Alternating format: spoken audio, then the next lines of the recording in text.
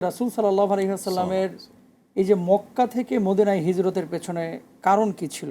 দ্বিতীয়ত, নিজ মাতৃভূমির লোকদেরকে আগে ঠিক না করে দূরবর্তী এলাকার মানুষকে হেদায়েতের পথে আনার প্রচেষ্টা, এটাও কি আল্লাহ সুবহানাহু ওয়া তাআলার দিক নির্দেশনা বা ইশারা ছিল?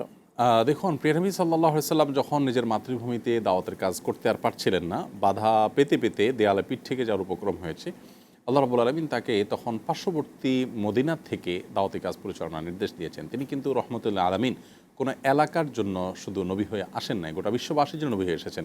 অতএব তার কার্যালয় পরিবর্তন হয়েছে, কাজ পরিবর্তন হয়নি। মক্কার মুশরিকরা সেখানে তাকে বাধা দিয়ে বাধ্য করেছে সেখান থেকে চলে যেতে। তিনি তার কার্যালয় পরিবর্তন করে মদিনা থেকে কাজ করেছেন, কিন্তু দাওয়াতি মিশন তিনি মক্কার জন্য পরিচালনা করেছেন, মদিনার জন্য পরিচালনা করেছেন। এই জন্য দেখা গেছে মদিনায় বসে তিনি যখন দাওয়াতি কাজ পরিচালনা করেছেন, তখন কিন্তু মক্কাতে থাকা মানুষগুলো মুসলমান হয়েছে এবং হুদায়বিয়ার সন্ধি হয়েছে মদিনা যাওয়ার পথেই, মক্কা যাওয়ার পথেই। এবং এরপরে তিনি মক্কায় গেলেন, ওমরা করলেন, মক্কা বিজয় করলেন, তার পরবর্তী সময়তে কাজ করলেন। দেখা গেল গোটা মক্কাতেই কিন্তু ইসলামের আলো পৌঁছেছে। তার মানে তিনি মক্কায় থেকে দাওয়াতি কাজ করলেন নাকি মদিনা থেকে দাওয়াতি কাজ করলেন, এটা মূল বিষয় না। বিষয় হলো যে তিনি যেখানে থাকেন গোটা বিশ্বের জন্য দাওয়াতি কাজ করেছেন।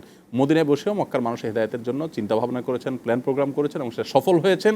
তাদেরকে ইসলামের ছায়াতলে এনেছেন, তার জীবদ্দশায় এনে তারপরে গেছেন। তাহলে বোঝা গেল যে তিনি তার মাতৃভূমির লোকদেরকে বাদ দিয়ে আরেক জায়গায় দাওয়াত দিতে গেছেন, ব্যাপারটা তা নয়। তার কাজের স্থানটা শুধুমাত্র পরিবর্তন করেছেন। এবং সেটা আপনি যেটা প্রশ্ন করেছেন যে আল্লাহ নির্দেশে কিনা, ডেফিনেটলি আল্লাহ তাআলা নির্দেশে। আল্লাহ নবী সাল্লাল্লাহু আলাইহি সাল্লাম আল্লাহর নির্দেশের বাইরে কিছুই করেন না। মা ইয়ানতিকু আনিল হাওয়া ইন হুয়া ইল্লা ওয়াহয়ুন ইউহা। আল্লাহ বলেছেন নাতাকা ইয়ানতিকু, এটার অর্থ হলো কথা বলা, মুখ দিয়ে যা উচ্চারণ করে এটাকেই নতক বলা হয়। তো আল্লাহ বলছেন তিনি তার মুখ দিয়ে কিছুই উচ্চারণ করেন না আল্লাহর পক্ষ থেকে পাঠানো ওহী ছাড়া। এখানে আল্লাহ তাআলা এটা বলেন না মা ইউহাদ্দিসু আনিল হাওয়া, তিনি হাদিস বর্ণনা যখন করেন তখন মন থেকে করেন না, তা কিন্তু আল্লাহ বলেন নাই। আল্লাহ বলেছেন মা ইয়ানতিকু আনিল হাওয়া। পার্থক্য কি?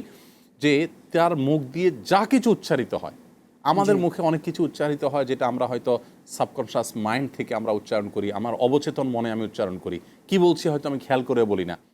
কিন্তু তাঁর বেলায় সেটা ছিল না। প্রতিটা শব্দ ফিল্টার্ড বাই আল্লাহ সুবহানাহু ওয়া তাআলা ছিল, যার কারণে যার প্রতিটা উক্তি আল্লাহ তাআলা পক্ষ থেকে ফিল্টার করা ছিল, সেখানে তার মক্কা থেকে মদিনা হিজরত করাটা এটা ডেফিনেটলি আল্লাহ তাআলার ইশারায় হয়েছে। দেখুন, এটাকে অনেকে মনে করেছিল বা সাদা চোখে দেখলে আমাদের মনে হবে যে তিনি বোধহয় মক্কা ছেড়ে মদিনায় এসেছেন, নাউজুবিল্লাহ, পরাজয় বরণ করেছেন কিনা, তিনি হেরে গেলেন কিনা, নিজের মিশন ছেড়ে চলে আসেন কিনা, নিজের নিরাপত্তার জন্য চলে আসেন কিনা। কিন্তু আমরা কি দেখলাম?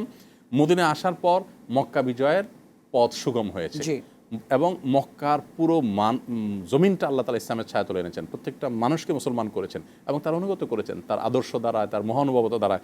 তাহলে তার এই হিজরতটা বরং তার উন্নতির সোপান ছিল, তার মক্কা বিজয়ের বরং মূল সূত্র ছিল, যার কারণে তার জীবনটা পুরোটাই তো মুআজিজা এবং মিরাকল দিয়ে ভরা। এই জন্যই তো তার সিরাত পাঠ করলেই মানুষ ইসলামের ছায়াতলে আসবে, ইসলামটা ভালো করে উপলব্ধি করতে পারবে। শুকরান, জাযাকাল্লাহ।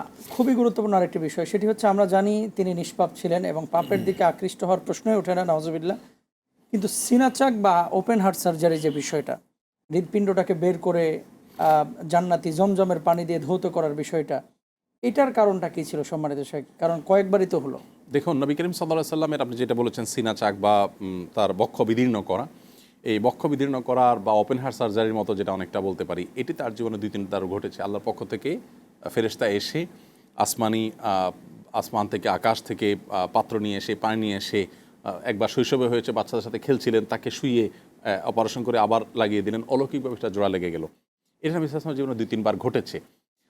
আজ হয়তো 2024 পর্যায়ে আমাদের মনে হবে তখন মেডিকেল সায়েন্স এত উন্নত ছিল না, কিভাবে এই সমস্ত হলো, আদৌ কি সম্ভব কিনা।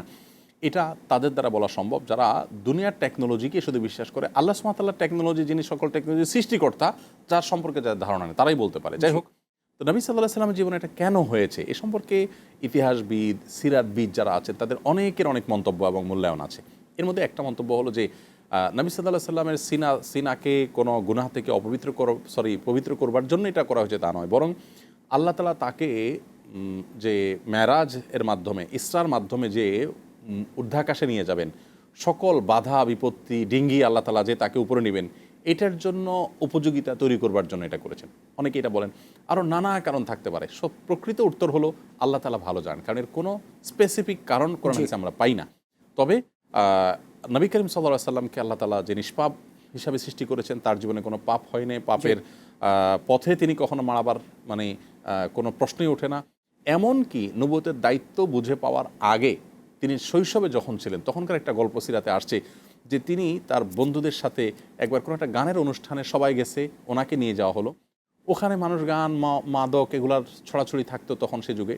তিনি সেখানে যাওয়ার সাথে সাথে তার ঘুম এসে গেছে এবং অনুষ্ঠান শেষ হয়ে গেছে, তারপর তার ঘুম ভাঙছে, সব তারপর বন্ধুদের সাথে চলে আসছেন। তার মানে আল্লাহ সুবহানাহু ওয়া তাআলা তাকে সকল গুনাহ থেকে এইভাবে হেফাজত করেছেন। সো তার নিষ্পাপত্বের ব্যাপারে প্রশ্ন তোলবার কোনো সুযোগ আসলে কারণ নেই।